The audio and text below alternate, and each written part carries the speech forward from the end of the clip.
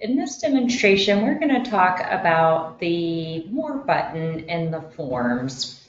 We call it the More button because it does allow you to add more options into the form if you don't have it filled out. So for example, in the fill out options here, we do have what we call this little More button off to the side. It's the three little dots. If you click on it, it will give you the option to add more photos, add any notes that you want to type in, and assign a task out to another user to give you this open and closed completion status. Very good, useful tool. All of these can be built out as separate fields as well. If you're in that edit mode of the form builder, you can add an attachment and make it required. You can add notes separately and make it required, and you could do that follow-up field and make it required. However, every single form does have this More button automatically created on the back end for each field here.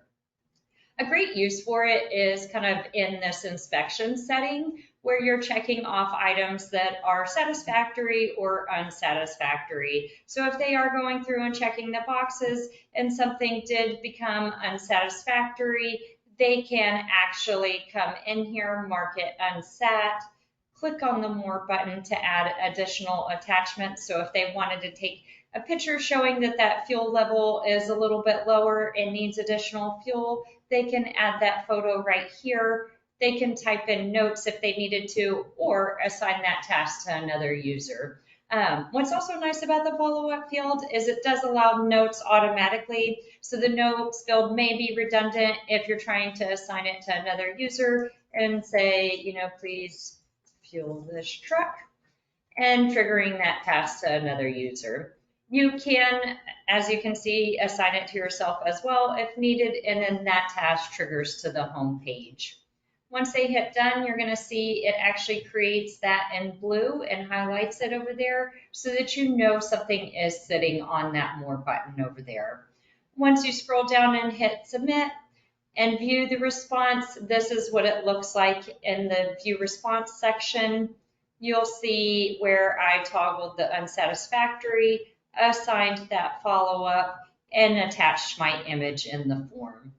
If I'm also looking at my home page here, I was assigned that follow-up task. So now whatever I typed in those notes do toggle to me as the user.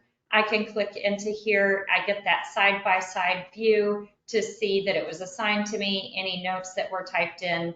If for whatever reason I was on PTO or out sick, I could potentially reassign that and kind of retype the notes to the next user, or I could mark it resolved and say this has been refueled. Sign off saying that I've completed this task here. If I needed to attach anything showing it's full, if I want to send a notification back to the original person who submitted this task, you can go ahead and click that and it would send a notification saying that this has been resolved. Once I save changes here and look at my home page, now that task is going to be gone and then shows it resolved under my form responses here.